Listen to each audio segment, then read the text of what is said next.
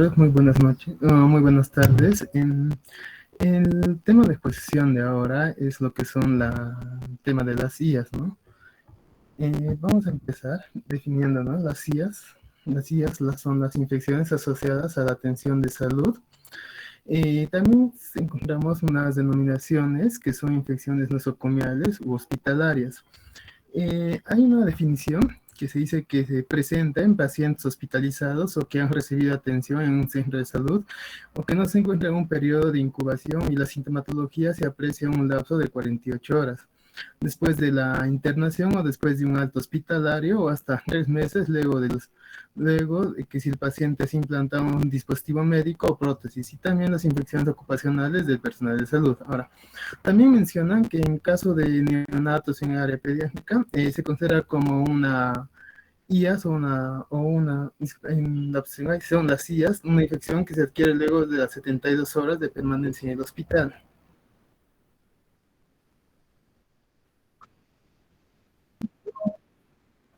Ya, no, sí, sí, voy a proyectar en la pantalla. Ya ve. Ya, ahora sí, entonces empiezo de nuevo. Las Las infecciones asociadas, las IAS son denominadas infecciones asociadas a atención de salud, denominadas también lo que son infecciones nosocomiales u hospitalares. Existe una denominación, una definición que se dice que se presenta en todos los pacientes hospitalizados que han recibido atención en un centro de salud o que no se encuentra en un periodo de incubación y la sintomatología se presenta en un lapso posterior a las 48 horas después de la internación o después de un alto hospitalario o hasta 3 meses luego si el paciente, Aló, también aló. puede ser, disculpe doctor, o luego si el paciente ha implantado un dispositivo médico o prótesis, ¿no? Y también las infecciones ocupacionales del personal de salud. Ahora, en caso de neonatos, presentan que estas infecciones pueden darse en un lapso de 72 horas después de la permanencia hospitalaria. Ahora, en lo que es la epidemiología o la situación a nivel mundial, se dice que existen cientos de millones de personas a nivel del mundo que pueden padecer infecciones adquiridas en establecimientos de salud. En lo que son los países desarrollados, del 5 a 10% de los pacientes adquieren uno más infecciones. En caso de los países en vías de desarrollo, el riesgo de las IAS es de 2 a 20 veces superior que en los pacientes desarrollados y la proporción de los pacientes afectados por IAS puede superar casi el 25%.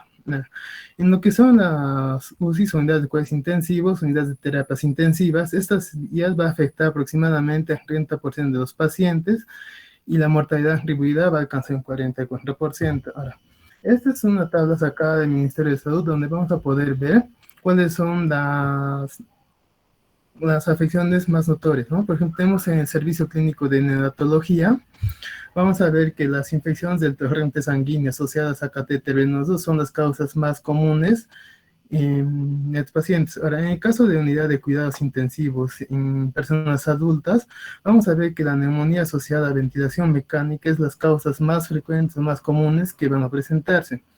En caso de las unidades de cuidados intensivos en el área pediátricos, vamos a ver que las infecciones de tracto urinario asociado a catéter urinario permanente o neumonía asociada al ventilador mecánico van a ser las causas más comunes que vamos a ver. En caso de un paciente que presente una cirugía, vamos a ver que hay infecciones del tracto urinario, también asociadas a catéter urinario permanente. En caso del área gineco-obstétrica, vamos a ver que la endometritis postparto por cesárea es de las causas más comunes que presentan los pacientes. Ahora, vamos a ver también cuáles son los brotes de infecciones asociadas a las IAS, según el Ministerio de Salud. Vamos a ver que a nivel del Cusco, eso se han presentado en el 2019 un brote, en 2020 5 y en el 2021 se han presentado 4 brotes, según los datos. Ahora, en los brotes de la CIA, según el agente causal en 2019-21, vamos a ver que entre todos estos, los brotes más comunes va a ser la Pseudomonas aeruginosa, la neumonía y la Acinetobacter baumannii. Ahora, ¿cómo se transmiten estos? Vamos a tener una transmisión por contacto, Pueden ser una por contacto directo o caso contrario de contacto indirecto. En caso de contacto directo, vamos a ver que el microorganismo va a pasar de una puerta de salida de un reservorio a un huésped susceptible y no necesita de otros intermediarios para transmisión. Por ejemplo, tenemos el contacto con piel, mucosa y lesiones, y esto que está en rojo, que es lo más importante, es por inóculos directos a torrentes sanguíneos. Aquí tenemos, por ejemplo, en traspaso directo de sangre o fluidos corporales de un paciente o de individuo susceptible. Ahora, en caso de que sea un contacto indirecto, se va a producir cuando el huésped susceptible entra en contacto con el microorganismo infectante por medio de una intermediaria, por ejemplo, puede ser por ropas no esterilizadas, superficies no esterilizadas, puede ser lo más común que se presenta, puede ser por el personal de salud, visita de familiares o otros pacientes que estuvo inicialmente en contacto con el microorganismo. Como podemos ver en la imagen, podemos ver, ¿no? Como un reservorio que puede ser un objeto inanimado, o puede ser ropa, una superficie, un objeto animado que puede ser tanto un personal de salud, un familiar o un paciente. Pueden visitar a un huésped, a un paciente susceptible y poder generar lo que ya son una infección al paciente. Ahora, otras dos formas de transmisión también pueden ser por transmisión de por gotas. Esto se va a dar en transmisión de microorganismos que se produce mediante una expulsión de partículas o gotículas que va a estar va a estar de 5 micros a 100 micros o micrómetros, ¿no? De diámetro va a ser desde la nariz, la boca o al toser, estornudar por parte de un paciente infectante o colonizado. Vamos a tener un tercer tipo, que son la transmisión por vías aéreas. Y aquí vamos a ver que los microorganismos contenidos en partículas va a ser de menor a 5 micrómetros de diámetro, que pueden mantenerse en suspensión en el aire durante un periodo prolongado y son capaces de viajar impulsados por una corriente de aire a distancias mayores que las gotas. Aquí vamos a ver la tabla de clasificación donde lo ponen como endógena, exógena. En caso de una endógena, puede ser una autoinfección del mismo paciente. Por ejemplo, normalmente endógenas mencionan que se puede dar en lo que son pacientes que han sufrido cirugías. En lo que son las exógenas, tenemos una infección cruzada de un, como ya mencioné más, ¿no? De un personal de salud, un paciente, incluso un familiar, que va a infectar o va a pasar un tipo de bacteria, hongo, virus a un paciente susceptible. En caso de las infecciones ambientales, pueden ser por aire, polvo, alimentos, eh, uñas, por endoscopios, agua desinfectante, etcétera. Y en estos dos casos que vemos, los que están en círculo, son lo que mencionan las causas más importantes, que son líquidos y catéteres intravenosos, y lo que es el uso de ventiladores y equipos de respiración. Ahora, entre los tipos de IAS, vamos a ver que tenemos lo que es una infección de tracto urinario, que presenta casi el 40% de las causas de IAS, ¿no? A nivel hospitalario. Y aquí se va a dar principalmente por uso de una sonda urinaria permanente que va a ser instalada en el momento de la aparición de la infección o en los 7 días anteriores posteriores a ella. Como se observa aquí en la imagen, vamos a ver que las dos causas principales de IAS en estos pacientes va a ser la Escherichia coli y lo que es la Klebsiella. Ahora, en caso de la infección en el sitio quirúrgico, se considera posterior a la cirugía, vas a tener dos causas. Pueden ser una infección del sitio quirúrgico superficial. Esta se va a comprometer principalmente lo que es la piel, el tejido subcutáneo y ocurre dentro de los primer mes o 30 días después del procedimiento quirúrgico y solo compromete lo que es la piel y tejido subcutáneo de la incisión. En caso de una infección al sitio quirúrgico profunda, también va a ser dentro de los 30 días posteriores al procedimiento quirúrgico, si no se deja un implante en el lugar, o dentro de un año si hay un implante y la infección está relacionada con la cirugía y compromete lo que son tejidos blandos, profundos, como fascias y capas musculares. En este caso presentamos los dos más comunes que se mencionan, que es el Staphylococcus aureus y lo que es la Staphylococcus coagulasa negativa.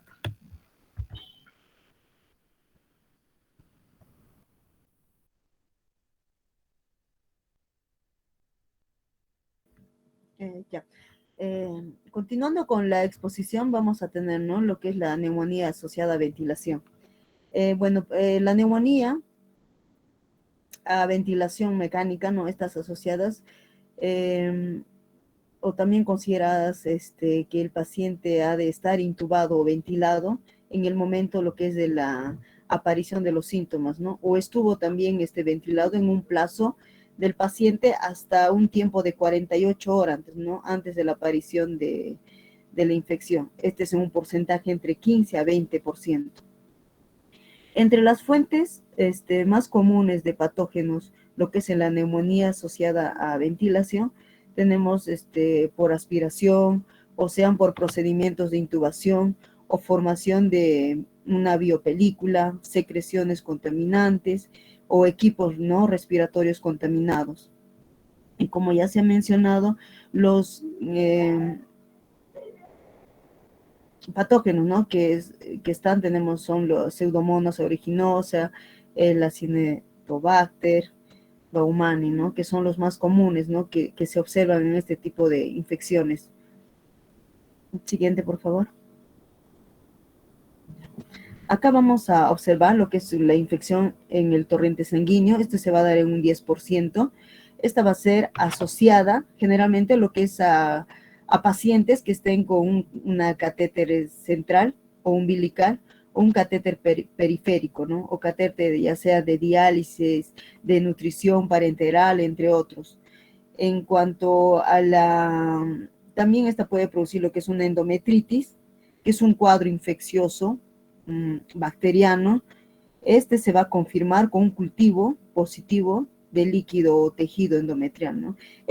Generalmente se va a caracterizar por presentar lo que sería un dolor abdominal, sensibilidad uterina y drenaje purulento, ¿no? Del útero. Esta endometritis puerperal puede ser por parto vaginal o también se puede presentar en mujeres cesareadas. Siguiente, por favor. En cuanto a las diagnósticos, las IAS van a constituir lo que es un evento adverso que ocurre durante la atención, ¿no? de la salud. La clasificación de estas IAS va a determinar o se va a determinar mediante los hallazgos clínicos, los signos, los síntomas y lo que invoca la identificación, ¿no? de los microorganismos causantes, ¿no? mediante cultivos, hemocultivos, urocultivos, secreciones bronquiales, entre otras muestras. En cuanto al tratamiento de estas infecciones asociadas, ¿no? a lo que es a la atención de la salud, como todas estas infecciones tienen un tratamiento médico según el agente causal, ya sea por virus, bacterias, hongos, parásitos, etc. Se va a recomendar que el tratamiento antimicrobiano debe contar previamente con la identificación de microorganismos y su perfil de sensibilidad respectivo, ¿no? Por ejemplo, la resistencia antimicrobiana es un problema de salud pública, ¿no? Que se ha añadido a este tipo de infecciones. Y esta se da cuando los microorganismos llegan a mutar en respuesta al uso prolongado de fármacos, ¿no? antimicrobianos. Siguiente. Acá vamos a observar medidas recomendadas, lo que sería para el control y la prevención de estas infecciones.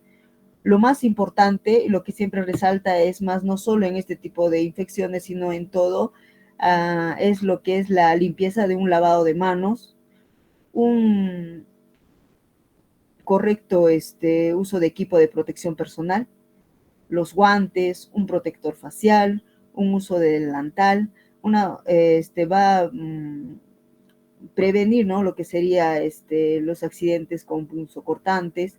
Y es necesario saber, ¿no? lo que es el manejo de los equipos, cómo desecharlos en cada objeto, cada medicamento que se utiliza, ¿no?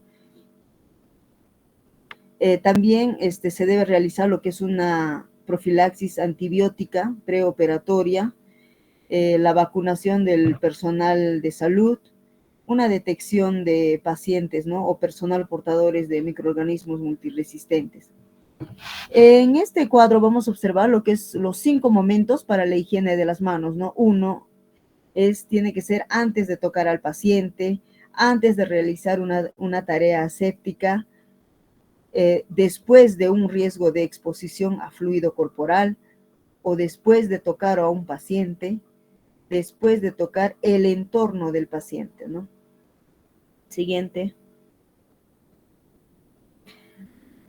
Acá vamos a hablar sobre lo que son los lineamientos de prevención y control en el sistema, ¿no? De lo que es vigilancia, prevención y control. Va a tener que ser implementado y articulado.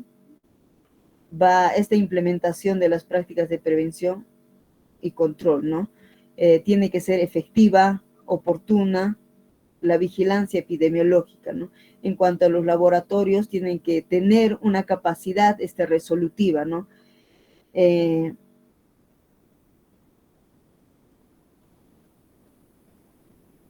También el uso adecuado, ¿no? Y seguro de lo que son los medicamentos, antisépticos, desinfectantes y mezclas parenterales. Y como uno de los más importantes, ¿no? Limpieza y desinfección hospitalaria y todo personal debe saber, ¿no? Lo que es el manejo adecuado de los residuos sólidos, en donde se tiene que colocar las agujas, los alimentos, eh, y todo, ¿no? Lo que en torno a lo que es a la vigilancia. Siguiente.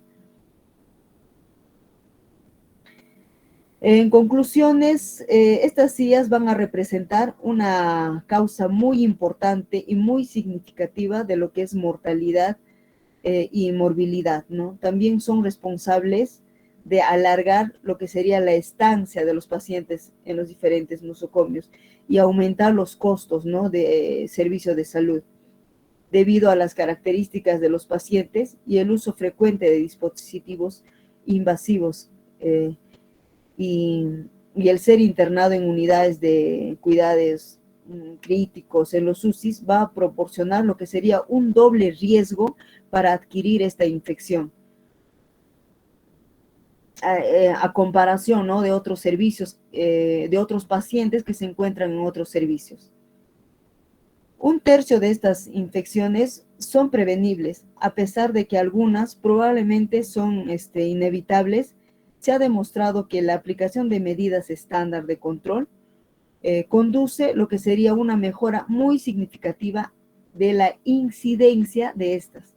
La introducción de mejoras en las técnicas y procedimientos, así como de los paquetes de medidas para cada procedimiento invasivo o intervención que se va a realizar al paciente, han demostrado mejorar los resultados y la seguridad de los pacientes a reducir esta incidencia, ¿no? De las infecciones asociadas a, a lo que es de la salud. Eso sería todo, doctor. Gracias.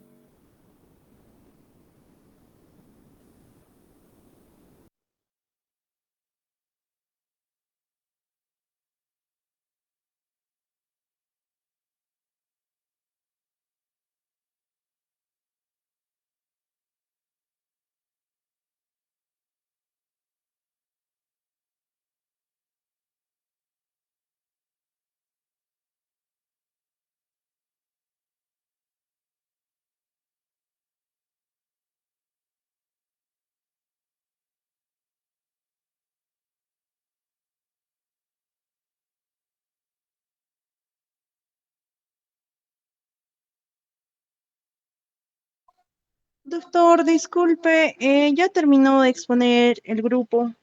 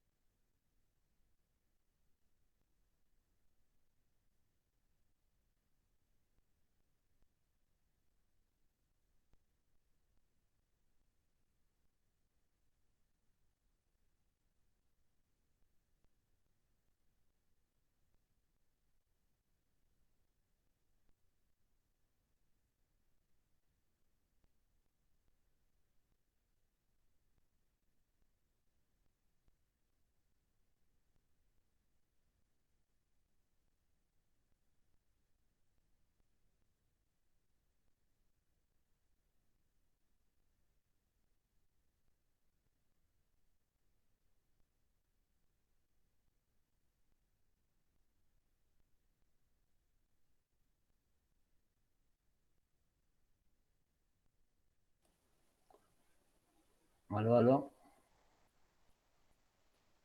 Aló. ¿Qué pasó? Doctor, ya terminaron de exponer. Doctor, disculpe. No se escucha nada tampoco acá.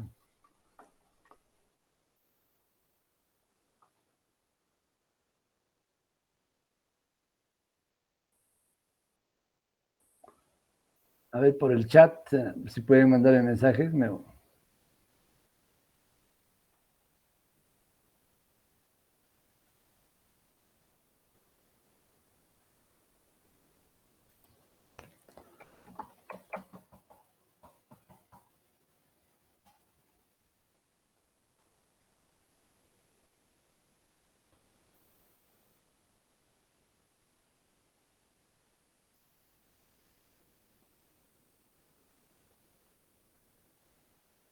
Aló, aló. ¿Se me escucha ahora? Ya. Ya vamos a dar las clases ahora, ¿ya?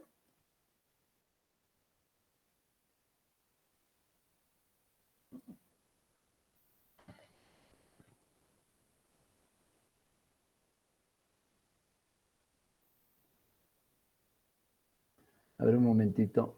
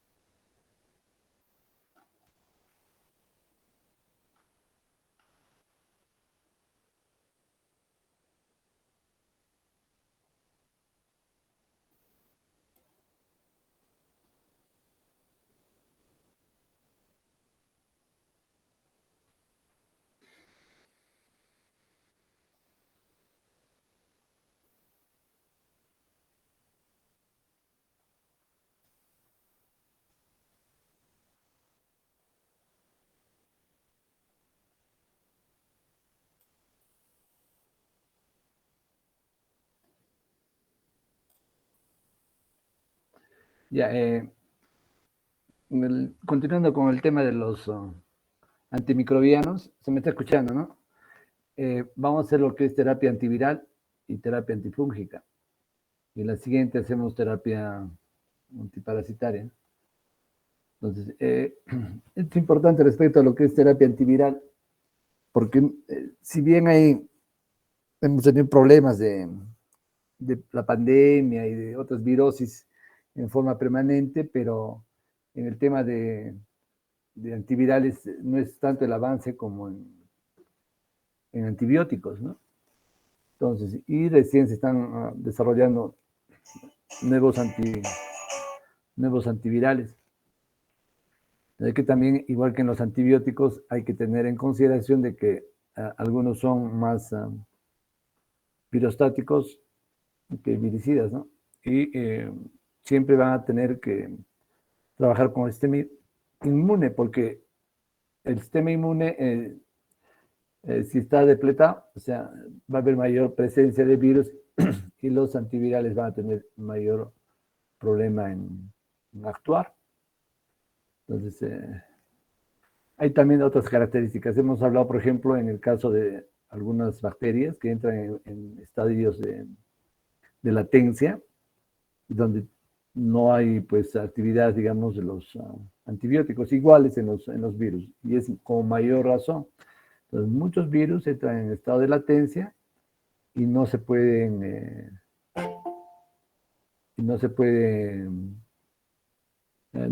va a activarse, ¿no? Sino cuando están produciendo enfermedad. Es el caso de los herpevirus, por ejemplo, ¿no? Un herpes se puede tratar solamente cuando hay presencia y replicación del herpes, pero no así si es que no hay si no hay actividad. Entonces se le pueden dar aciclovir, en forma preventiva, en casos concretos se puede dar, claro, pero no es para poder erradicar, digamos, ¿no? Este tipo de virus. De acuerdo a cómo van actuando, también se va a ver cómo, en qué fase de su metabolismo, de su replicación van a actuar los antivirales. Otro de los problemas que tenemos es no se pueden hacer fácilmente estudios de sensibilidad en los virus, ¿no? Porque son muy costosos, hay que estar haciendo cultivos en células vivas, y es mejor ir trabajando con aspectos, por ejemplo, de genómica. Cuando tenemos, por ejemplo, un paciente en TARGA, o sea, TARGA es tratamiento antirretroviral de efectividad para VIH, y tenemos resistencia a los antivirales, lo que hacemos es hacerle un genotipo del virus para ver a qué antiviral está haciendo resistencia. Entonces, en el Perú solamente se hace pues en el INS, ¿no? Entonces, todos los casos de resistencia se envían para esto. Y es igual en otros virus también. También hay que considerar que algunos elementos antivirales que actúan como viricidas van a destruir directamente algunas partes de los virus, ¿no? De la pared, la membrana o la cápsula, depende. Y eso va a causar la muerte de estos virus, ¿no? Entonces, hay otros que van a poder, solamente van a tener una actividad en la zona donde está presentando. Entonces, ¿por qué? Porque también pueden lesionar otras áreas sanas, ¿no? Es el caso del uso de sustancias cáusticas para eliminar, por ejemplo, los papilomavirus. Entonces, hay que tener mucho cuidado en ese tipo de manejo. Entonces, ¿dónde se van a dar los blancos, ¿no? De los antivirales? Especialmente es en la unión a la célula, evitar que el virus entre a la célula, lesionar el genoma viral, ¿no? O el ensamble de los virones cuando el virus ya está dentro de la célula, o inhibir la síntesis de sus moléculas. Entonces es más fácil entender, digamos, en forma general cómo trabajan los antivirales, ¿no? Pero por las características que hemos mencionado, tiene problema, ¿no? Entonces,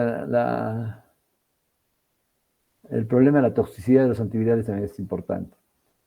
Todos los antivirales tienen diferente tipo de toxicidad, porque no es como en el caso de los antibióticos, que hay una toxicidad más limitada, por ejemplo, con la mayor parte de los antibióticos que van a actuar sobre la pared celular. Acá tenemos los sitios donde se van a actuar. Este es un esquema general. Entonces, aquí está un virus cualquiera. Va a entrar a la célula, en ese momento va a denudarse. Luego va a haber la transcriptasa, o sea, puede haber una ARN que a través de una enzima, que es una transcriptasa inversa o reversa que le decíamos, va a hacer que esto se vuelva un ADN proviral. Y este ADN se va a integrar al ADN de la célula, ¿no? Y va a producir diferentes proteínas, ¿no? Que son las partes del virus. Se hace el montaje y después se hace la liberación. Entonces, hemos dicho que pueden bloquear la unión del virus con esto, ¿no? Lo que se hace, por ejemplo, con las vacunas ahora, o con algunos antivirales que están trabajando en el COVID, es inhibir la unión al receptor de la membrana, que sea en la membrana celular. En este caso, por ejemplo, sería la enzima convertidora de la angiotensina 2, ¿no? Para el COVID. O tenemos, por ejemplo, los CD4, en el caso del SIDA, ¿no? Entonces, hay varias cosas. Se busca bloquear esta unión, es una inhibir el envenenamiento. O sea, cuando ya el virus entra a la célula, entonces se va a liberar de su cápsula y va a liberar el material genético. Entonces, ahí se puede bloquear para que no pueda dividir. Inhibir la transcriptasa inversa en los casos que se necesiten, ¿no es cierto? Estamos hablando de los retrovirus principalmente. Entonces, inhibe la transcriptasa inversa para que esa no puede formar un ADN proviral y este se integre al ADN viral, ¿no? Entonces, hay otros que son inhibidores de la integración. Y cuando ya está el genoma viral, bloquear la transcripción, ¿no? La traslación.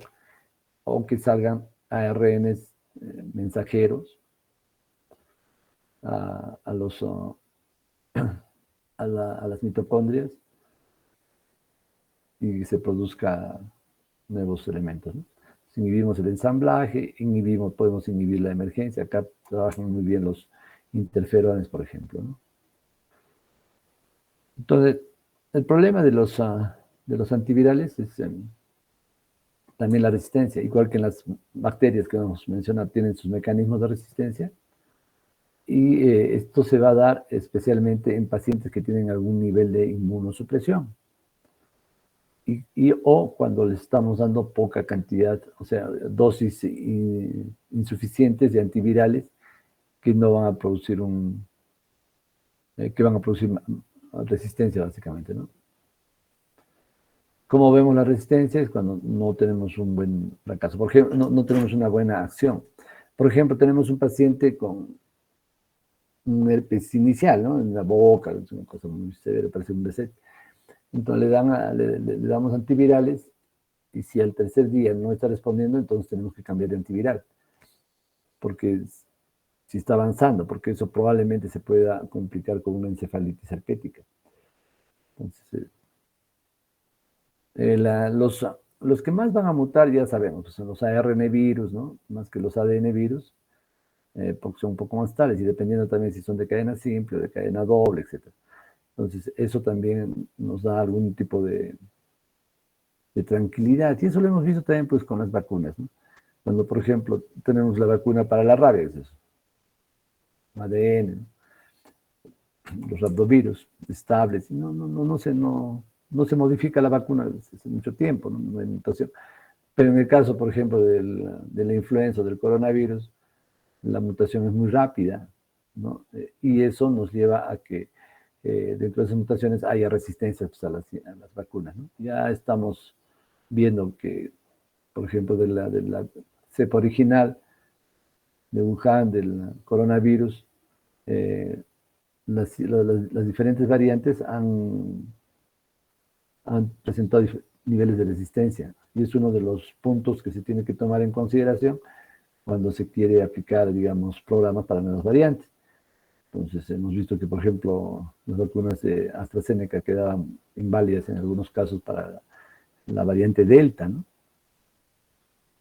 A diferencia de la variante original que sí tenía su efectividad superior a 70%. Esa es una cosa importante. En el caso de la biodisponibilidad de los antivirales, hay que buscar que las concentraciones sean en el sitio de infección, o sea, que se logre una buena concentración, una alta concentración, y también dentro de la célula. Entonces, con esto vamos a poder bloquear uno de los pasos que estamos mencionando, ¿no? Así también son drogas que, si bien hay antivirales que pueden tener una larga permanencia, una larga duración en el tejido, hay antivirales que pueden tener picos muy cortos, ¿no? Entonces eso también se tiene que considerar. También lo que se ha visto en enfermedades que eran muy agresivas como el VIH es la combinación de antivirales. Si bien puede incrementar la toxicidad del antiviral, ¿no es cierto? Porque pero se buscan efectos muy rápidos, donde se baje la carga viral y se pueda evitar que, por ejemplo, en el caso del VIH, produzcan cuadros de más inmunodepresión y infecciones asociadas. Entonces ahora con antivirales hay una especie de dicho, ¿no? Dice, pega pronto y pega fuerte, ¿no? Entonces, de tal forma que rápidamente se baja la carga viral. Porque en virus no es una reproducción lineal, como se ve, ¿no? Es una reproducción logarítmica. La capacidad de multiplicación es tan alta que se tiene que ser también agresivo en el uso de antivirales, si es que se cuenta con eso, ¿no? Acá tenemos, por ejemplo, ¿qué mecanismos tienen más? Los viricidas van a inactivar directamente a los virus o van a inhibir algunos de los procesos relacionados a la replicación viral, ¿no? O se puede usar inmunomoduladores. Entonces, los inmunomoduladores tienen un efecto muy importante. Dentro de esto también estamos hablando de las inmunizaciones, ¿no? De las vacunas. Acá hay unos ejemplos, ¿no? De antivirales y dónde van a... y cuáles son, más o menos. Entonces, inhiben la fijación de las inmunoglobulinas, ¿no? En el caso de la influenza, inhiben la síntesis de ácidos nucleicos, ¿no? Ahí tenemos la ciclovir, la enciclovir, foscarnet y valvirina. Para uso de, principalmente acá, la familia Herpeviridae, ¿no? Y análogos de los ácidos nucleicos, principalmente también para Herpeviridae, pero para los retrovirus también. Pueden trabajar a nivel de la fijación, de la liberación, etcétera, los interferones. Depende en qué momento se den los interferones. Idealmente se deben dar al inicio de la infección. Se ha trabajado con bastante expectativa, pero en el COVID, por ejemplo, se ha tenido... Es una droga de segunda elección, tercera elección en casos graves, porque por la forma violenta que se producen los cuadros graves, los interferones no van a tener un tiempo, digamos, de acción, entonces a veces no es suficiente eso, ¿no? La transcriptasa reversa o inversa, eso ya lo vamos a mencionar un poco al detalle cuando hagamos targa. Inhibidores de la proteasa también, ¿no? Saquinavir, indonavir, ritonavir. Inhibidores de la neuraminidasa, esto es básicamente para influenza, ¿no? Sultamivir, zanamivir. Donde tenemos, por ejemplo, los diferentes antivirales, ¿no? Entonces, la influenza tipo A, montadina, sultamivir. Las hepatitis C, la vivavirina, interferón alfa. Lo bueno es que hepatitis C, que era es una causa muy importante de mortalidad, cede al tratamiento. Y eso nos da tranquilidad. También tenemos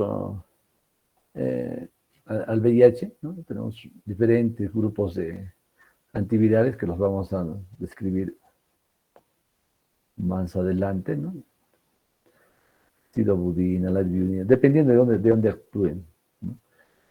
Si es a nivel de los ácidos nucleicos, si es a nivel de la transcriptasa, si es a nivel de la producción de las proteínas o de los virales, ¿no? Las proteasas, inhibidores de las proteasas, inhibidores de la fusión, etc. Entonces, hepatitis B, interferón, la amibudina, ¿no? Aunque ahora ya se usa, pues hay diferentes, tricitabina, etc. Y los herpes, la familia de los herpes, ¿no? Son varios, y casi se repiten con sensibilidad, pero hay algunos herpes, por ejemplo, el citomegalovirus, que es un herpevirus, ¿no? Que produce lesiones muy fuertes y es resistente por sí. Y solamente, por ejemplo, la piedra el angular para el tratamiento de los herpes es el aciclovir, pero entonces el citomegalovirus es resistente, ¿no? Tenemos que usar otro tipo. O también en el varicela zoster podemos usar otro tipo de antivirales cuando son cuadros muy severos. Entonces, este es el esquema inicial básico de los antivirales. Entonces se adhiere a la membrana, se denuda, libera su material genético, estamos hablando principalmente de los ADN virus, ¿no? Y el ADN viral de frente va a producir, ¿no es cierto?, un ARN mensajero y que va a hacer la síntesis del nuevo ADN viral, ¿no? Entonces, eso, y el ARN, perdón, este ARN mensajero se va a ir a hacer, va a ir a hacer las proteínas estructurales, las enzimas virales, ¿no? Y luego va a haber el ensamblaje del nuevo virón. Virón es cuando está dentro de la célula, ¿no? Y luego la eliminación. Acá tenemos algunos puntos importantes, ¿no? Donde se puede trabajar en este grupo de virus ADN. Entonces, por ejemplo, inhibiendo al ADN polimerasa. Entonces ahí tenemos todos el aciclovir, viradin, Oscarmet, etcétera, ¿no? Principalmente.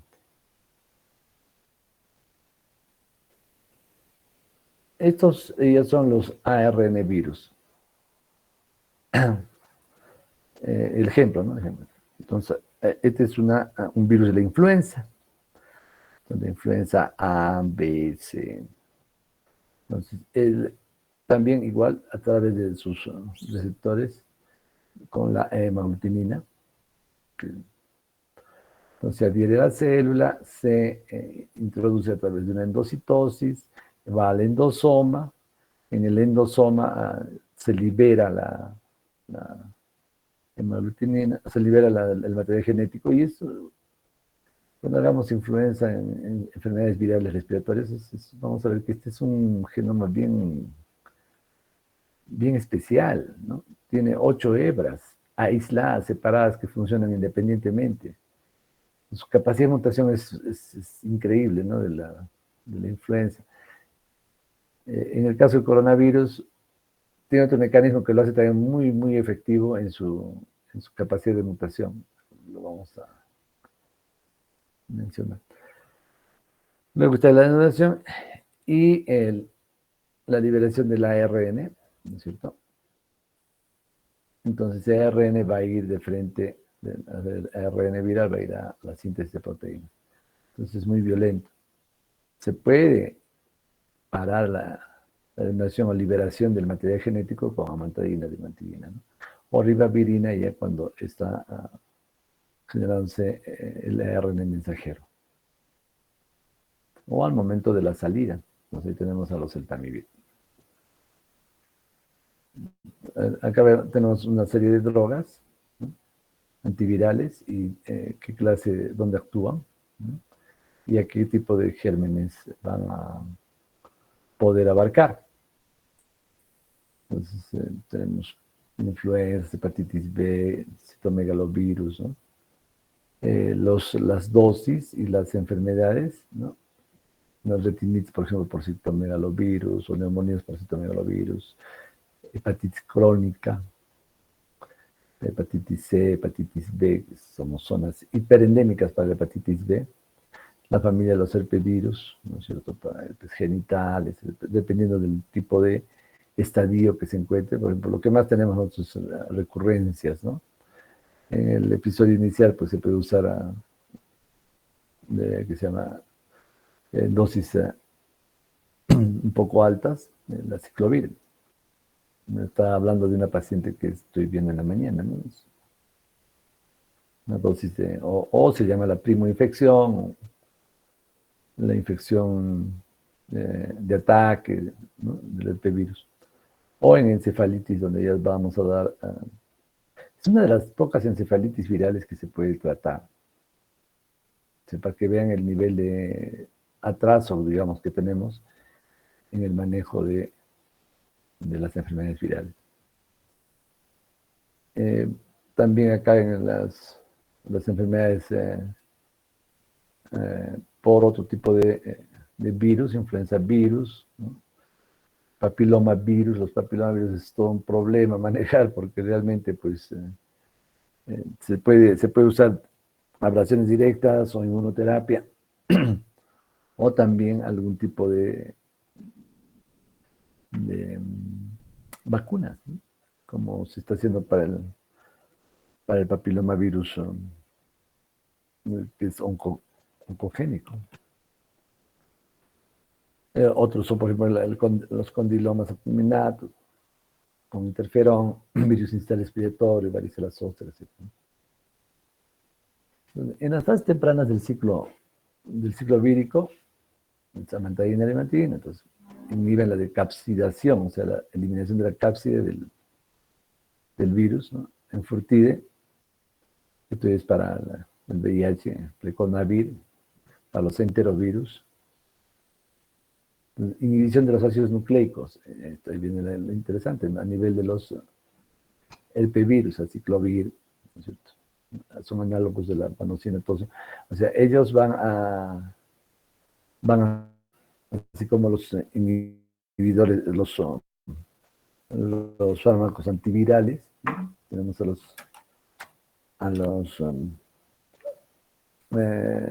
análogos de las purinas, o de las piriminas. Entonces, el tema es de que el virus va a hacer una replicación, no puede hacer una replicación adecuada porque no está usando pues el ácido nucleico o la base importante que tiene para generar su nuevo genoma.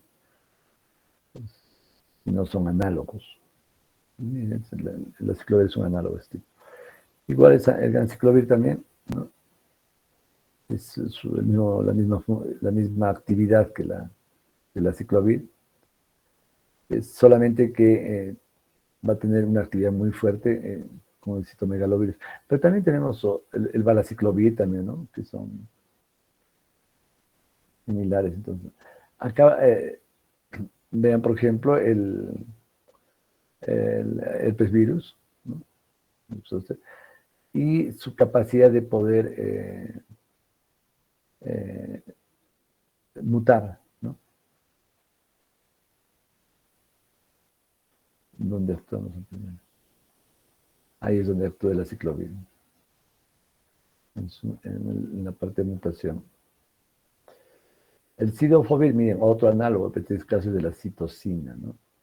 Para infecciones severas por citomegalovirus papilomavirus o molusco, ¿no? La viravina, que también es un análogo de la ribosa. La hidoxidina, este es muy tóxico, pero era muy bueno, ¿no?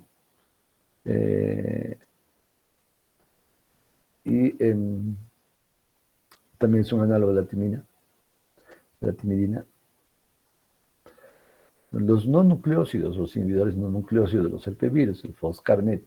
Miren, el foscarnet es importantísimo en los pacientes inmunodeprimidos severos, por ejemplo, aquellos que están en terapia antineoplástica o corticoterapia de larga data o pacientes con VIH, ¿no? ¿Por qué? Porque el herpes normalmente pues tiene una recurrencia, ¿no? Cada cierto tiempo y después, bueno, se puede ir tratando, es manejable, ¿no? Pero en estos casos no recurren, se permanecen y se prolongan. Miren, la importancia del sistema inmune en las enfermedades virales.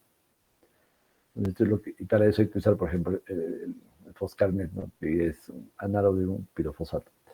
Entonces, y bloquea la desfosforilación de los ácidos nucleicos. Importante, ¿no? Entonces, uso en el caso de herpes virus, o el simple, ¿no? O el citomegalovirus. Entonces tenemos la comparación entre los diferentes antivirales, el aciclovir, el penciclovir, ganciclovir, cidofovir, frente al herpes 1, herpes 2, varicela zoster, citomegalovirus o Epstein-Barr. Entonces vean que el ganciclovir y el cidofovir tienen una muy buena penetración para los herpes, ¿no? En el caso del citomegalovirus, por ejemplo, la cantidad de aciclovir que hay que usar, hasta 50 microgramos por mililitro, 57, pero en el ganciclovir solamente 2, o 0.2 a 2. Por eso es la efectividad. En el VIH-Sida, entonces, tenemos hasta 7 ahora, ¿no? Hasta 7 familias. Uno que son los inhibidores nucleócidos o nucleótidos de la transcriptasa reversa. Inhibidores no nucleócidos de la transcriptasa son nucleócidos, ¿eh? O nucleótidos. Y los otros son no nucleócidos, pero inhiben la transcriptasa reversa, o sea, no. Entre estos dos son la mayor parte de los antivirales que se usa para el VIH. Pero también los inhibidores de proteasa, que son ya, todo el resto ya son antivirales de rescate, digamos, ¿no? Entonces, pero que sí los tenemos también acá. Entonces, tenemos a los inhibidores de proteasa, inhibidores de fusión, inhibidores de la integrasa y antagonistas de un correceptor del CD4, que es el CCR5, ¿no? Vean, por ejemplo, acá. Está el virón con su ARN, el VIH. Esta proteína se une a través de su receptor, pues una quimoquina, en el receptor CD4. Ese CD4 es el receptor, es el que le da el nombre a este linfocito, pues, ¿no? El linfocito CD4. Entonces, este CD4 tiene su correceptor, el CCR5. Entonces, solito no, o sea, no es la vía. Si fuera solamente el CD4 no entraría, pues, ¿no? Tiene que tener el receptor de la quimoquina. Entonces, podemos trabajar en este nivel, ¿no es cierto? Que serían los inhibidores de la fusión. Vamos a poner así. Mejor lo ponemos así ya. Entonces, ahí tenemos a los antagonistas del CCR5, acá, a este nivel.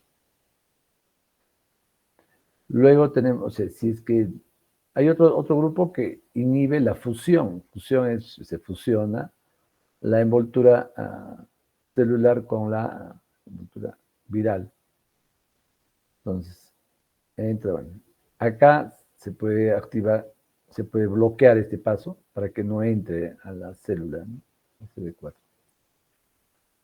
Seguimos el paso, entonces acá vienen los inhibidores de la transcriptasa.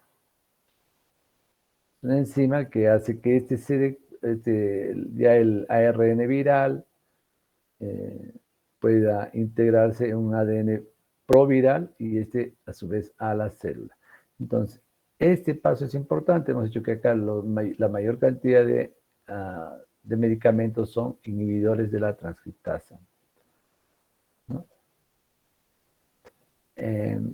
Luego, el otro paso donde se puede trabajar es que este ADN proviral, o sea, se debe integrar al ADN de la célula. Entonces, y hacerse este ADN proviral, hacer que todo el sistema trabaje para fabricar más virus. Entonces, esos son los inhibidores de la integrasa. Entonces, estos van a transcribir el ARN viral, va a salir, ¿no es cierto? El ARN viral va a irse a la producción o al ensamblaje de los virones. Entonces, acá se va a necesitar una enzima muy importante para poder hacer este proceso, que es una proteasa. Entonces, si no hay esto, no se ensambla, pues no se ensambla el virus. Entonces, esto se puede bloquear con estas drogas muy efectivas que son los inhibidores de las proteasas. Entonces, ahí tenemos algunas fases en el caso de los ARN virus, de los retrovirus. Entonces, ADN virus, ARN virus, y dentro de los ARN, un grupo especial que son los retrovirus, o sea, los VIH. Entonces, en los retrovirus principalmente está pues, el virus de inmunodeficiencia humana, pero también hay otros que son, por ejemplo, el HTLV1, ¿no? Los virus linfotrópicos, que también son retrovirus y actúan de más o menos similar forma, pero los antivirales que hasta ahora se conocen no son específicos para el HTLV1. Entonces, ese es un grupo, ¿no? O sea, el que trabaja a nivel del material genético.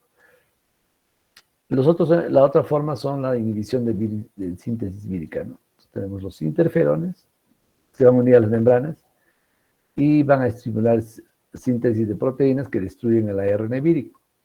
Yo siempre digo, el interferón es como una vacuna intracelular, o sea, uno tiene una infección inicial, en un foco inicial de virus, pero así como producen también nuevos virus, etcétera, también el organismo produce interferón, de tal forma que las siguientes células que no están infectadas van a tener mayor resistencia para que el virus pueda ingresar.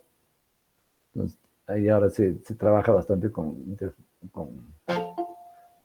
por ejemplo, vacunas recombinantes, ¿no? Por ingeniería genética. Entonces, tenemos el interferón alfa, ¿no? Que se usa en la hepatitis B y C, en condilomas acuminados, sarcoma Kaposi. Entonces, si bien son muy buenos, pero al tener mejor efecto con los antirretrovirales, bueno, o sea, antivirales que se usan, que tienen efecto también en el VIH, para la hepatitis, entonces te ha dejado un poco de lado, porque el interferón, si bien es un buen medicamento, pero también los efectos colaterales son bravos, ¿ah? Pueden hacer pancitopenias muy severas, etc. Bueno, hay mialgias, astenias, somnolencia, leucopenia, ¿no? Para evitar un poco esto, se usa el interferón pegilado, o sea, es el pegintron, ¿no? Entonces, la idea de esto es tener poca toxicidad y disminuir la cantidad de dosis. Normalmente el tratamiento se da cada semana o cada 2 semanas por un periodo de 3 meses, 2 meses, ¿no? Dependiendo del tipo de enfermedad. El otro problema con los interferones son su costo, ¿no? Es muy alto. El fomibricen, ¿no? Entonces, esto ya va a inhibir la síntesis actuando sobre el ADN, ¿no? Por ejemplo, se usa en citomegalovirus, en las retinopatías, ¿no? Miren, por ejemplo, acá, en los interferones, ¿no? Las actividades que tiene. Tenemos acá un virus, una célula que se ha infectado por virus, y la célula va a producir interferones para otras células no infectadas y que que eviten la entrada y replicación del virus. La otra forma de acción de los interferones, por ejemplo, este alfa y beta, va a ser activar a los macrófagos, ¿no? Otra forma de estimular es a través de las expresiones del MHC, que van a hacer diferenciación de las células citotóxicas, o sea, los killer, ¿no? Entonces, esto va a ir hacia las células infectadas para hacer una apoptosis, muerte rápida. Entonces, y también va a haber mayor expresión, ¿no? De los natural killer. Es todo lo que, vean todas las funciones que puede cumplir un interferón, las diferentes familias de interferones. Otro mecanismo es la inhibición de la liberación de los virones. Hemos hablado de 2 medicamentos, ¿no? El zanamivir y el oseltamivir. El zanamivir no se usa mucho, ¿no? Es básicamente por vía nasal, pero el oseltamivir sí, muy importante. Sí se ha demostrado buen efecto, pero acá también le podemos poner el peramivir, ¿no? Hay nuevos antirretrovirales para la influenza. Entonces, cuando tenemos eso, se pueden usar y son de la misma familia. La función de estos antivirales es bloquear una enzima que es la neuraminidasa, ¿no? Que esta va a ser importante para la liberación de los virones. Entonces tenemos siempre ¿se acuerdan, no? Cómo se cuantifica cómo se identifica a la influenza, ¿no? Influenza, por ejemplo, H1N1 era lo más conocido, el nuevo brote que salió, muy importante, mucha mortalidad. O el H3N5. Entonces, ¿qué es el H? Es la hemalutinina. Donde está la hemalutinina está en la entrada, ¿no es cierto? Hemos visto. Y la neuroaminidasa es el N. Si tienen ese tipo o sea, en función a esas dos enzimas se clasifican, ¿no? Entonces, estos van a inhibir a la neuraminidasa del virus, ¿no? y van a evitar que salga de los nuevos virones. Entonces tenemos acá a la célula, ¿no? Tenemos al virón, ¿no? Que está soltando su material genético, ¿no? ya se ligó, y acá tenemos a los neuroaminidasas, a la neuroaminidasa, ¿no? Para que libere o sea, para que sirve para que salga el virus, ya no es el virón. Entonces, los receptores de la célula, pues va a salir el ácido ciálico. Ahí se trabaja con la neuroaminidasa. Otra forma son las amantadinas y rimantadina, ¿no? Que también se usa para las influencias. El problema de la amantadina es que son muy tóxicos, pero en combinación con otros antivirales, ¿no? Con interferones y la virina, ¿no? Se ha visto que podría funcionar. Lo mismo, ¿no? O sea, tenemos la proteína, la amantadina, donde va a bloquear a los virus. La resistencia, como dijimos, ¿no? La resistencia para los antivirales, y nos sirve bien este modelo de influenza, porque los coronavirus, bueno, ahora son lo más importante, pero en general el modelo de resistencia es todo. Acá tenemos el virus de la influenza, tenemos su matriz, neuroaminidasa, su hemaglutinina, las dos enzimas, entonces por las que las diferenciamos. Esta sirve para entrar, sirve para salir. Tenemos su proteína M. Y miren lo que les decía, las 8 hileras o las 8 fracciones de su ADN separados.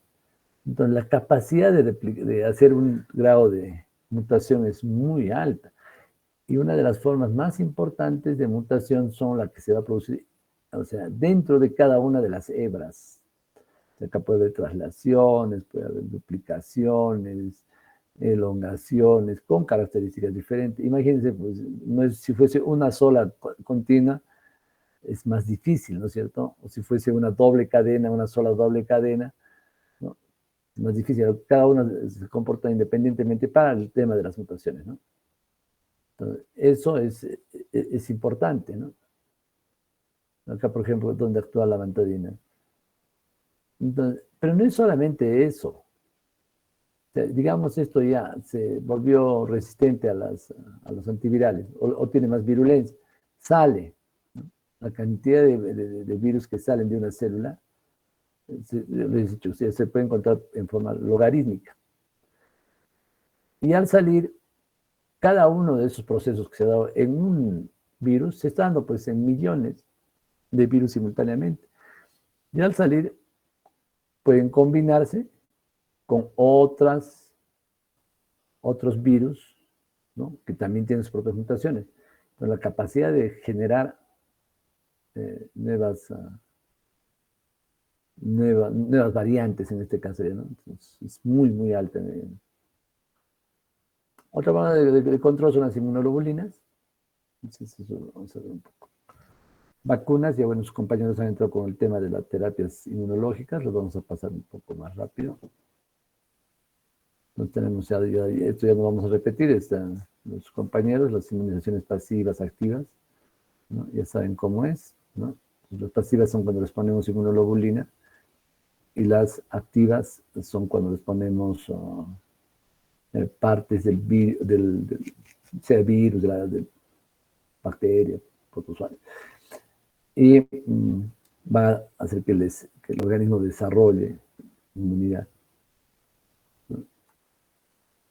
Entonces, la vacuna debe inducir idealmente memoria inmunológica, eso se hace con las activas. La inmunización, bueno, puede ser pasiva activa, deben ser seguras, eficaces, etc. Entonces, en el COVID hemos visto los diferentes tipos de vacunas. Pero que ninguna es nueva, ni siquiera la de Pfizer, que decían que solamente que tenía un efecto principalmente que se llaman a nivel de mecanismos recombinantes, ¿no? En micromoléculas con lipoproteínas. Tampoco no es muy nuevo. Entonces, a lo que la de Sinopharm y todo eso, bueno, son las clásicas vacunas, ¿no? O sea, donde se emplea todo el virón para eliminado, todo el virus muerto, inactivado, para producir inmunoglobulina. Para producir, se llama una vacunación activa. Entonces se puede usar virus atenuados. O sea, históricamente se ha tenido problemas con los virus atenuados, ¿no? Porque se ha dado, por ejemplo, en la poliomielitis, donde había a veces lotes de vacunas con virus atenuados que mutaron a cepas mucho más severas y produjeron brotes de polio graves, ¿no? Entonces, pero se sigue manejando virus muertos, que es la forma clásica, o con subunidades, ¿no? Entonces, se puede trabajar con proteínas, de partes de virus, es lo que hacía pues la vacuna de AstraZeneca.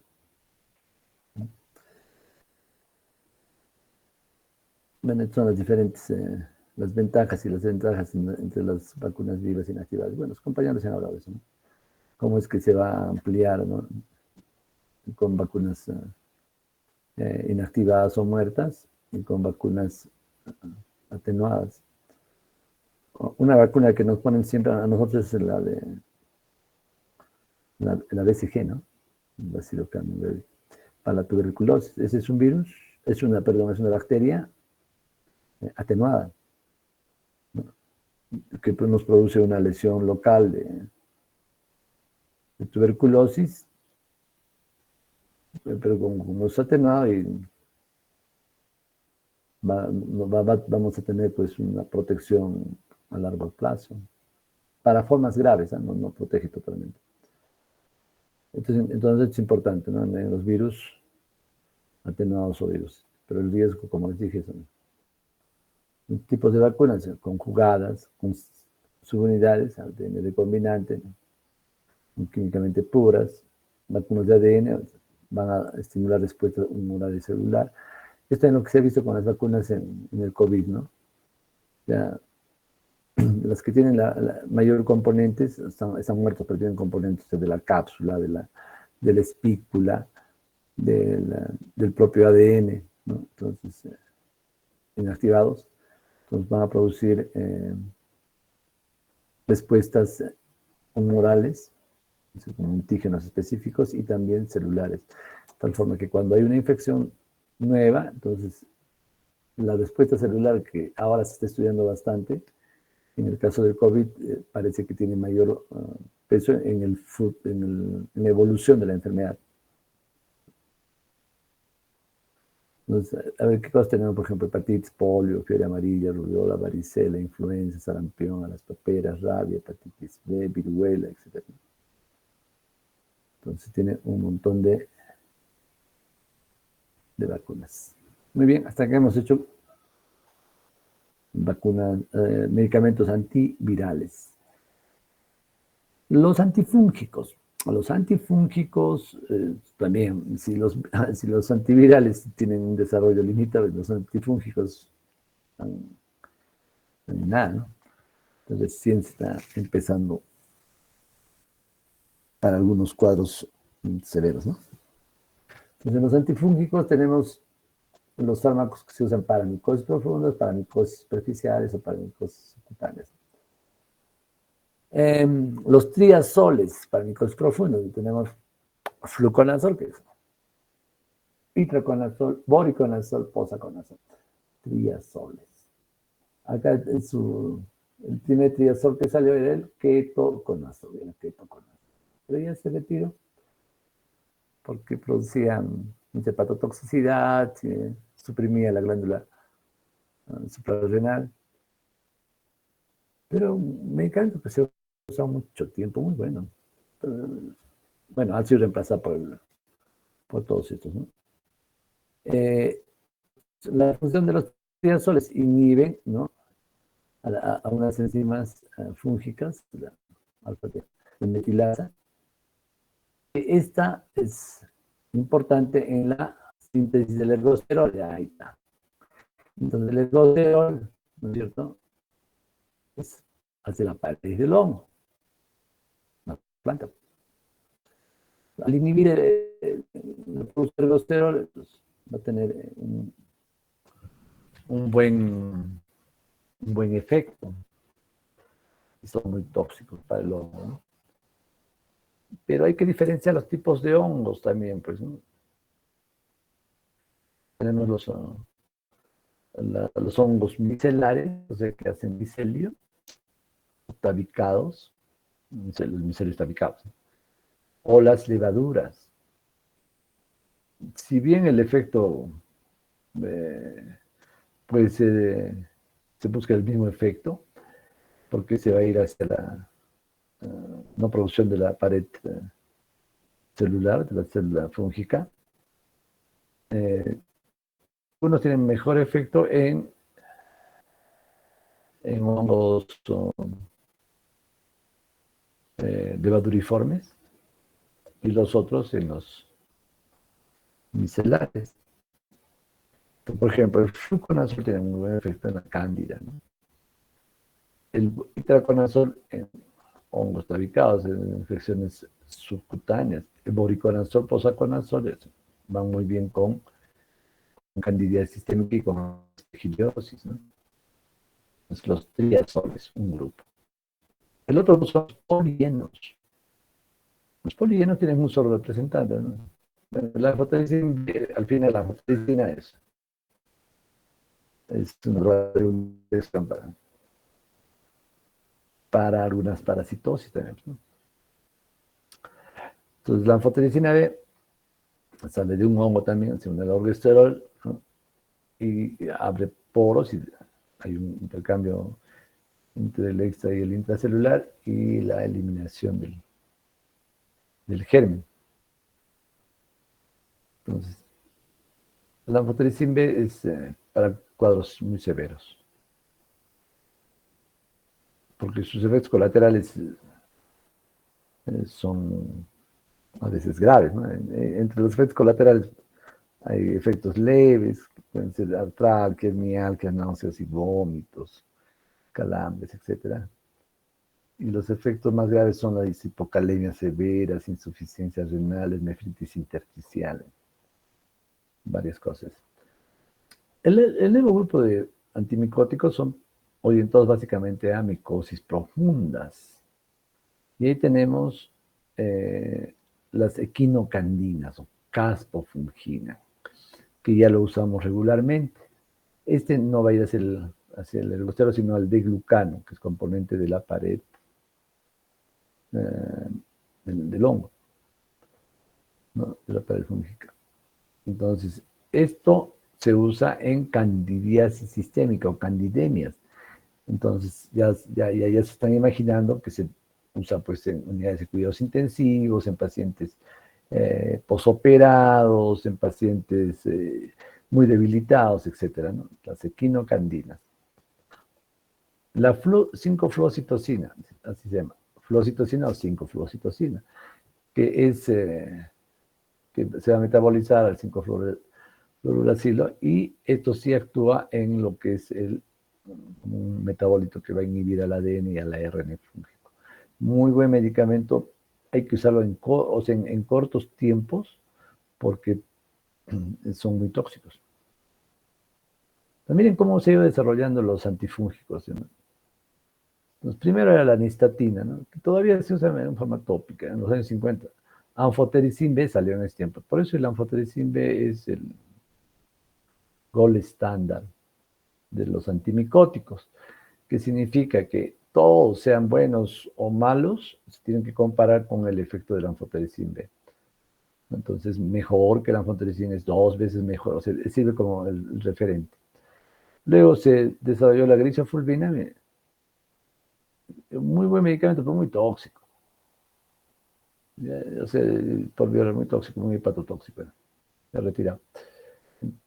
Miren, en casi 40 años no se desarrollaron pues más, teníamos 4 o 5 antivirales nomás, ya, el 5-fluoxetosina, la 5-fluoxetosina, ¿no? Que no tuvo mucha aplicación, le dijimos, por la toxicidad, entonces estábamos con pocos medicamentos. Es a partir de los 80 que se comienzan a desarrollar los imidazoles. Entonces ahí tenemos el miconazol, el ketoconazol, ¿no? Fluconazol, itraconazol, y ya comienzan a aparecer algunos más, ¿no? La terbinafina y los diferentes preparados de anfotericin B. Entonces tenemos acá el anfotericin liposomal, que se llama el anfotericin en diferentes tipos de presentaciones. Es el mismo. La cosa es que para evitar el volumen en cantidades de anfotericin B que van a producir toxicidad, se les ponía en liposomas, o se les pone en liposomas, entonces hacen menos efectos colaterales. Pero la farmacocinética es de la misma. Recién en los años 2000 se comienza a desarrollar la casfopungina, el voriconazol, y ahí tenemos algunos interesantes, ¿no? El rabuconazol, el pozolconazol, que sí la usamos también, ¿no? Entonces, los otros que ya están entrando en el mercado, ¿no? Recién. Entonces, no tenemos. Entonces, tenemos los polienos, nystatina, anfotericina, ahí está el ambiosone, las formas de presentación de la anfotericina. La 5-fluoxetosina, los azoles, ¿no? En todo su grupo, y las equinocandinas, capofungina. ¿Dónde actúan? En la membrana celular, en el hidrocerol, en la pared celular y en la síntesis de ADN, es mucho más. En 3 sitios planos antifúngicos. En la pared celular, los polienos, anfotericin B, ¿no? El costerol.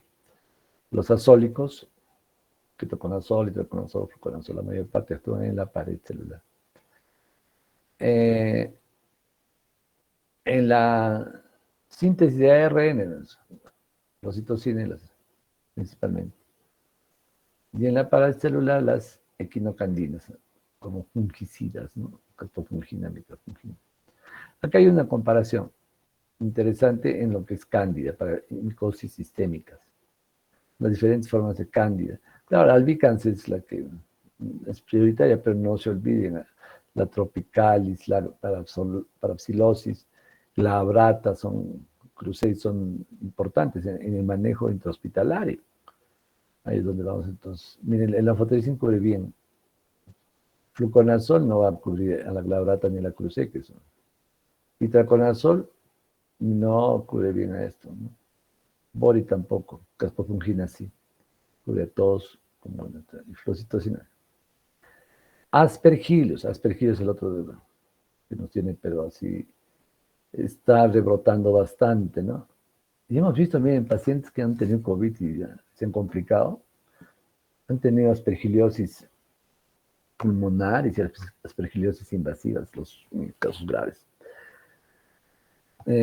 Ahí nos quedamos cortos en aspergillus fumigatus, flavus y el teres. Bueno, el flavus y el fumigatus lo encontramos. Anfotericina, fluco no les hace nada a estos. ITRA sí es bueno, pero en el caso, es que ITRA es más que, no, su actividad no es fungicida, o sea, que su acción sea muy rápida, ¿no? Y es por vía oral preferentemente. Entonces, voriconazol sí, caspofungina, fluoxetosina no les hace nada. Y acá vienen pues estos de acá, que son los cigomicetos. Los cigomicetos, 90% de mortalidad, es una cosa muy seria, cigomicetos. Entonces, siempre lo van a ver. Entonces, acá también un grupo que se llama los mucorales, se llaman dentro de los cigomicetos, ¿no? Y el mucor, por ejemplo. Y fusarium también está metido ahí, ¿no? Entonces, anfotericin B nomás tenemos cierto tipo de sensibilidad, aunque se podría también dar ITRA, bori, Conazol. Vean, anfotericin, como hemos dicho, tiene una buena actividad contra la mayor parte de los hongos, ¿no? Según la membrana del ergosterol, es fungicida. Su farmacocinética es lenta. No, aquí este hospital tiene es referencia, ¿no?, regional para tratamiento de leishmania de segunda línea. La droga de segunda línea que nosotros usamos es anfotericin. Entonces, tenemos bueno, una cantidad de pacientes. Entonces, y el anfotericin, vemos la cantidad de efectos colaterales que produce, ¿no? Bueno, es el estándar de eso, ya hemos hablado. Entonces, ahí va a haber, va a tener pobre penetración líquido cefalorraquídeo, tanto así que cuando se ve una lesión en el sistema nervioso central por algún hongo sensible al anfotericin, es mejor poner una parte, el 50% se puede poner intratecal y el otro 50% por vía endovenosa, porque no tiene buena penetración, pues es oleoso, ¿no? Y también no tiene buena penetración desde el torrente al tejido necrótico, por ejemplo, en abscesos pulmonares, por aspergilos o por cigomicetos, ¿no? Entonces, lo que se ha hecho, se ha intentado hacer es a través de broncoscopías, soltar anfotericin en las lesiones. Entonces, mejor. Lo que nos da más miedo en anfotericin es la hipocalemia, ¿no?, la alcalosis y la necrosis tubular aguda distal. Puede haber también una lesión glomerular, ¿no? Entonces, la nefrotoxicidad. Pero esto de la nefrotoxicidad se puede prevenir, o sea, hidratando fuertemente al paciente antes y durante la infusión de anfotericin. Es así como nosotros tenemos, sí, todos los pacientes que reciben anfotericin hacen efectos colaterales. Pero graves no tenemos mucho, porque el secreto está en la hidratación. El liposomal, como hablamos, menos tóxico, ¿no? La toxicidad glomerular se reduce hasta un 70%, la tubular también, ¿no? Entonces, de tal forma que nosotros evitamos un poco más la hipocalemia. La hipocalemia, ¿verdad?, es potencialmente mortal, pueden producirnos arritmias o paros, ¿no?, cardíacos. Acá tenemos las nuevas, ¿no?, que están saliendo: la liposomal, la ambiosone, anfotericina B en complejo lipídico, anfotericina C en dispersión coloidal. Entonces, esto es un poco para... Se ha visto que todos tienen buen efecto en candidiasis, en aspergiliosis, en pacientes neutropénicos, etc., ¿no? Los azólicos, ya hemos visto, el primer azólico era el ketoconazol, pero era hepatotóxico y suprimía la glándula suprarrenal, producía ginecomastia, era una cosa también que tenía mucho problema. De segunda generación, fluco, itra, un estático dososo, pero el fluco tiene mucho menos daño pues, que el ketoconazol, ¿no? Se tolera bien, no tiene tantas interacciones, y hemos dicho que se usa más para levaduras, ¿no? Y itraconazol en levaduras no debe hacer casi nada. Pero para hongos subcutáneos está muy bien, para Sporotrix, para pie madura, pues cosas. Y entonces, los mecanismos de resistencia, ¿no? Entonces, pueden alterar la enzima blanco, ¿no?, o alterar también la síntesis del ergosterol, los hongos alteran, ¿no?, o usar bombas de expulsión, especialmente para los azoles, ¿no? Los imidazoles, triazoles, ¿no?, el cotrimazol, mira, cotrimazol, econazol, mira, chulconazol, tioconazol, no son fungicidas, son principalmente tópicos, ¿no?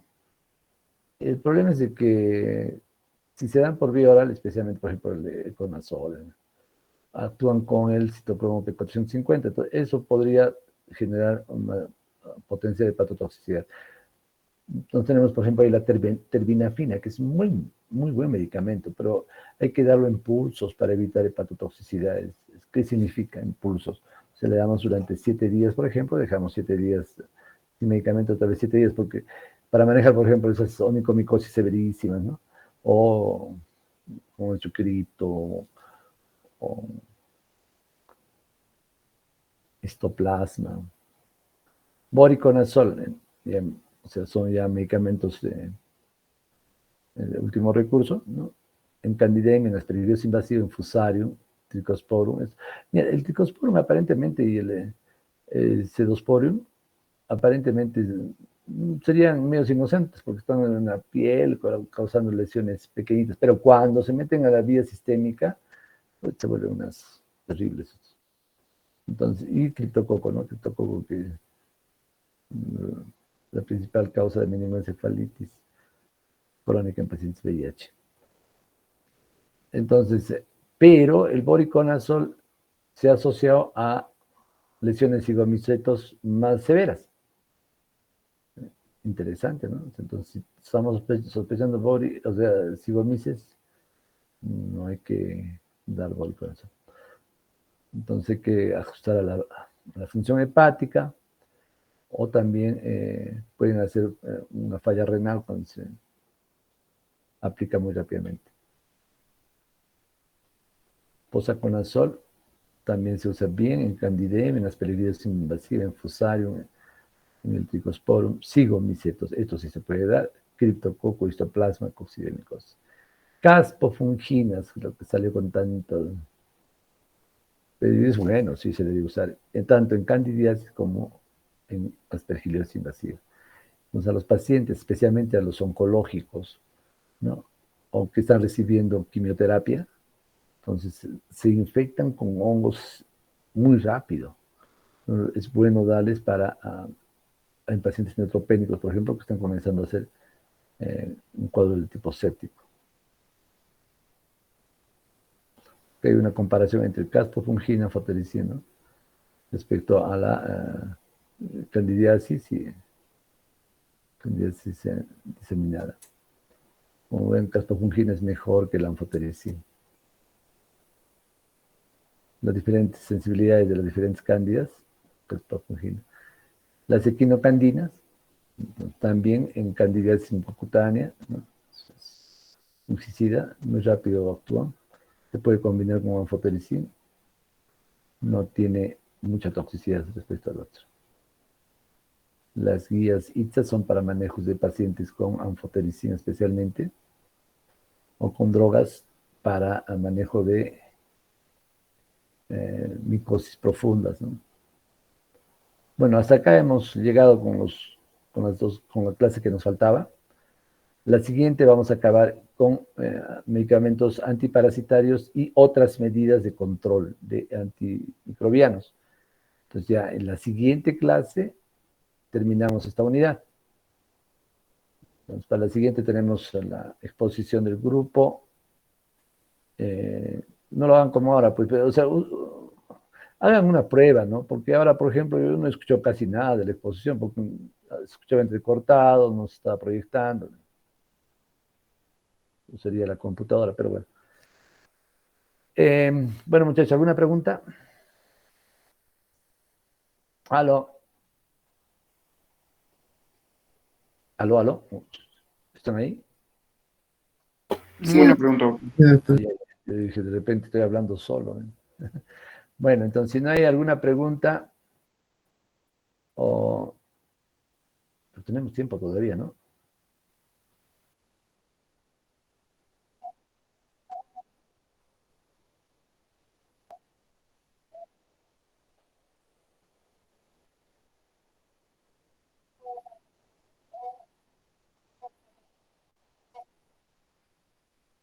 Sí, o sea, lo que vamos a hacer es, como estamos tratando de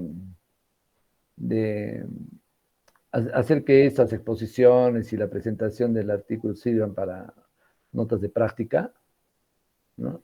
Entonces, lo que queremos es de que, así como está en el sílabus, avancen nomás como un grupo, ¿no? Es diferente si estuvieran viniendo en bloques, digamos, para pasar por el hospital. Entonces, avancen como está en el sílabus. de la semana que les corresponde. Pero no se atrasen porque después hay problemas, se les estoy diciendo. Ya, perfecto. Entonces, muchachos, hasta el miércoles.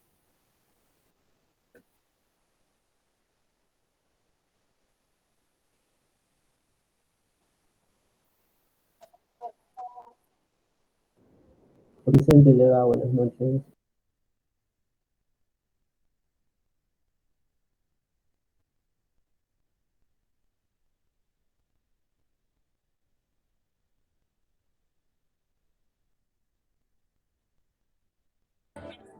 Presente.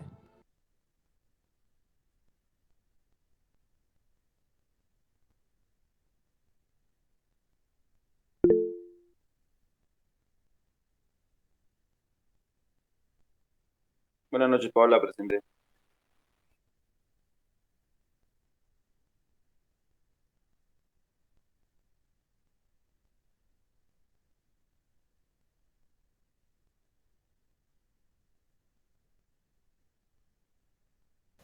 Presente.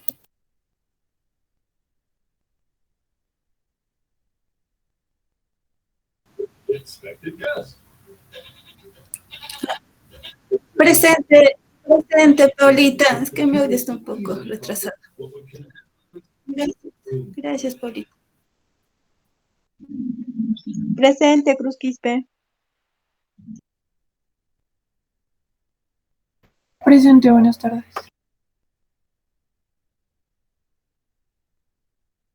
Presente, Paulita.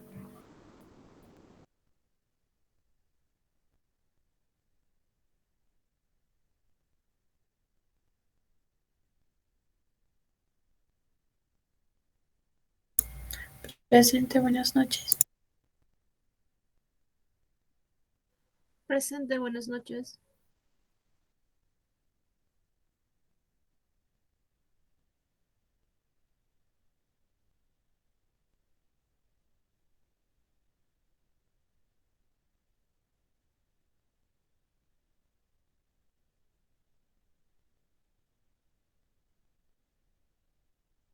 Presente, buenas noches.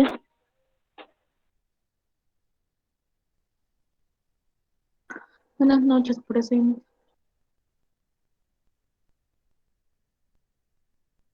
Presente, compañera.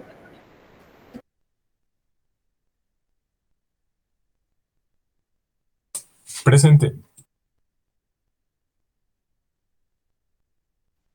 Presente, compañera. Buenas tardes.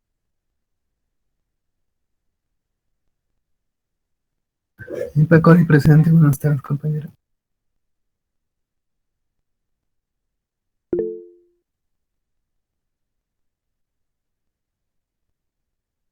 Presente, buenas noches.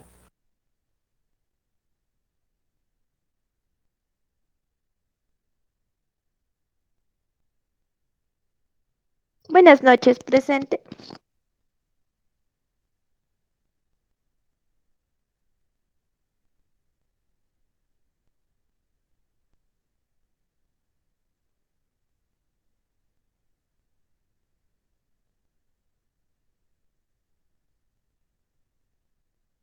Presente, buenas noches. Presente, buenas noches. Presente, delegado, buenas noches. Presente, buenas noches.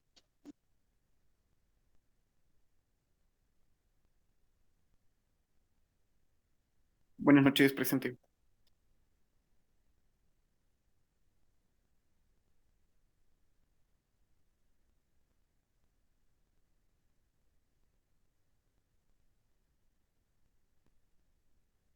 Presente, buenas noches. Presente, buenas noches.